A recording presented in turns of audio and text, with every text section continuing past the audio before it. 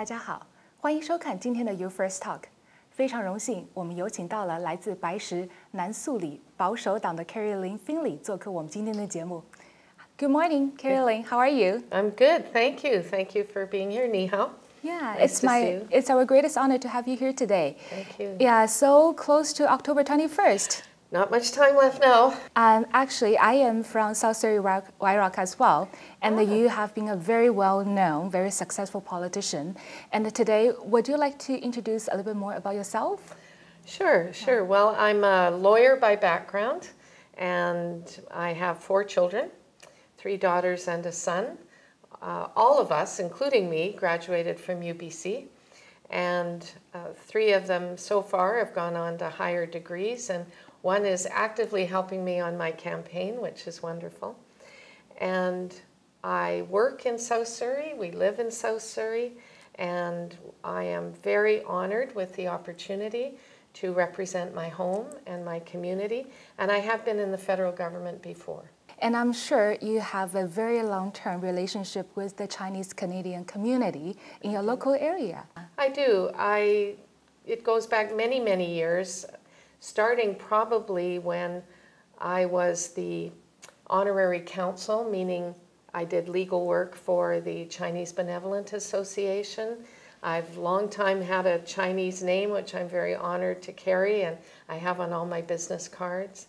I also was part of a conservative movement over 20 years ago with Alice Wong, who's the Member of Parliament for Richmond Centre, in a group we called Bridge Builders, building that bridge to the Chinese community. So we hosted many Lunar New Year's dinners and events in Richmond and in Surrey. Me and Alice, she would speak Mandarin, I would speak English, and we would just bring the communities together, and I enjoyed that very much. And I do notice I was very excited to see the pier reopened just this month. Yes, yeah, that's great. Yeah, but I have heard the budget has been really tight. Is that true?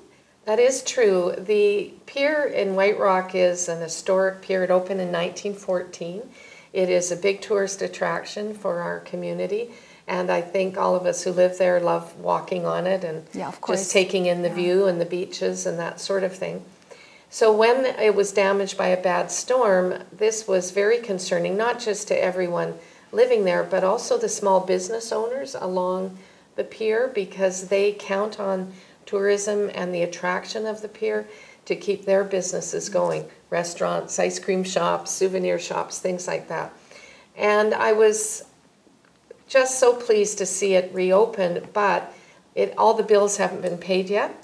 I was disappointed that only the municipality, the province, and the community have put money into its restoration. The federal government has not released any infrastructure money for it. If I was the Member of Parliament, that is something I would be fighting for, and I believe if the federal government had given some money, they could have had it done sooner, and less small businesses would have suffered. Some have closed over the summer because of it. So we need all levels of government to come together on something that important. We need them to understand how important it is to us. We live there. Talking about local, so our home base is Wairark, South Surrey, and there's a Surrey. What is Surrey known for, right? So what do you think about the drug problems in your area? Drugs and violence are a problem in our society. Unfortunately, it's too bad we even have to talk about it, but it is real.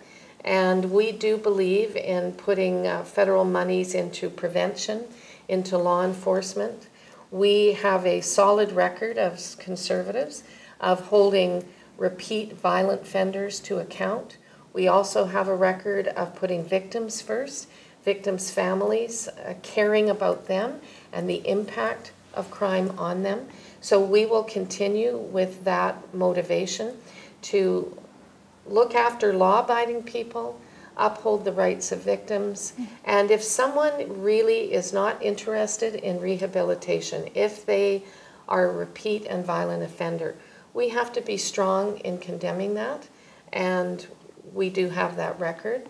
Also, though, we need to have compassion for young people who we need them to make good choices.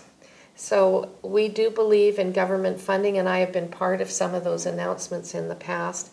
Government funding going into, which again is taxpayer funding, going into creating programs for youth to make those better choices and not be lured away by some of the money perhaps involved in criminal activity.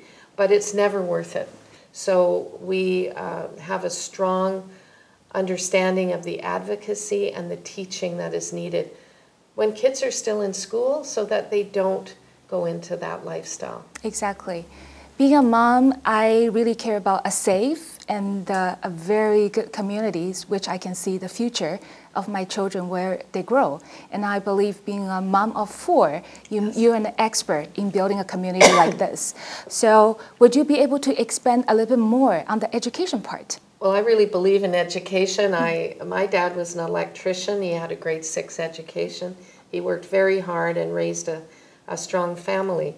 But that was to give us kids more opportunities. And I think once you become a parent yourself, what you really want is to see your children grow up with even more opportunities than you had, with good educations and with optimism for a prosperous future. When the federal government spends money like the Trudeau Liberals have and puts us in debt and deficit, that puts the future of our children at jeopardy. We don't want to mortgage their future for spending today, particularly spending outside the country. On education specifically, that is a provincial jurisdiction. They administer it, and also healthcare. But what the federal government can do is make sure the funding is there from the federal side. So we have guaranteed that we will maintain the present funding and increase it by at least 3% every year to the provinces. Also, just a new announcement on healthcare is that the Conference Board of Canada has said the wait times for MRIs and CT scans is too long in Canada. So we've pledged $1.5 billion to buy new equipment. There's no reason in a prosperous nation like Canada that people should have to wait too long for these tools. That's going to help people at every age who really need that kind of health care. We're also committed to lowering taxes. And that means more money back in your pocket and mine and everyone's to help their kids with their choices in education. Maybe extra lessons too. I know the Chinese community is very strong on not just educating their children in school, but also giving them other opportunities. So we're bringing in a tax credit on children's fitness and arts and education.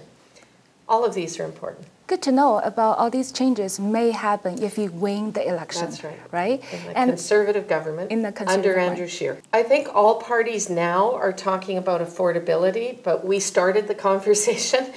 So now they realize it's an important conversation and they're kind of piling on. But we're the only party talking about tax cuts to begin with. We know that we can live within our own means, balance the budget over the next few years, and lower taxes. We've done it before, we'll do it again. We are also the only party talking about support for small businesses. In the past, we have done that. We have a great track record on supporting small business. In the last 4 years, Justin Trudeau's Liberals have really been on the attack against small business. They've raised taxes, and they've brought in over 4,300 job-killing new regulations. We have pledged that we will repeal those tax hikes for small business and roll back all this red tape. And the debt in Canada has risen to billions and billions of dollars. It's about $15 billion now. And when the Conservatives left government, we had a surplus. We've demonstrated we can do this, and we can do it reasonably with common sense. We're also the only ones talking about these tax credits for families. We're really focused on families. We want children to have every opportunity, so we're helping parents have more money back in their pockets so they can give these things to their children.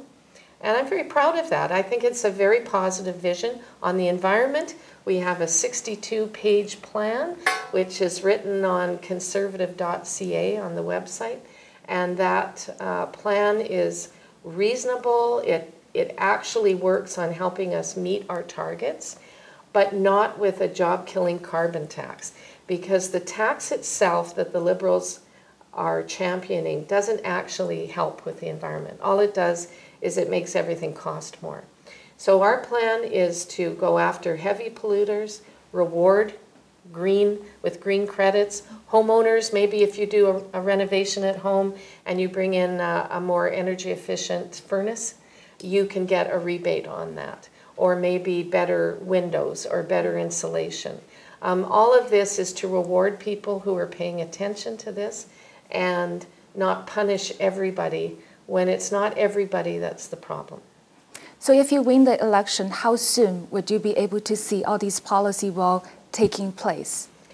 Some of them you can do on day one. Like, for instance, we have made it very clear that we're going to end corporate welfare. What that means is if a company is very wealthy and profitable, we do not think it needs also taxpayer money. Like they gave $12 million to Loblaws for new fridges. Loblaws had a $700 million profit last year. Or BlackBerry, they're giving $40 million to BlackBerry in the creation of its new car. And the CEO of BlackBerry admitted on air that they don't need it. Wow. That's not where that money should go. We want to, that would save $1.5 billion day one. To cut that out, and we put that back into the average Canadian's pocket. So some of it we can start right away. Others will take some time. Getting to a balanced budget will take a few years because of all the spending that the Liberals have been doing. It has been a wonderful conversation with you, and we touch on the law, we touch on the money topic, we touch on the policy, and thank you so much again for coming to You First Talk today. We wish you all the best in the 2019 federal election. It's been my pleasure, Stella, and very nice to meet you and get to know you and get to know your audience, and Shay. 感谢收看今天的 You First Talk， 再一次感谢 Screenec 微距背投提供的大屏幕赞助。欢迎观众朋友与我们节目组保持联系。感谢收看今天的 You First Talk， 我们下期节目再见。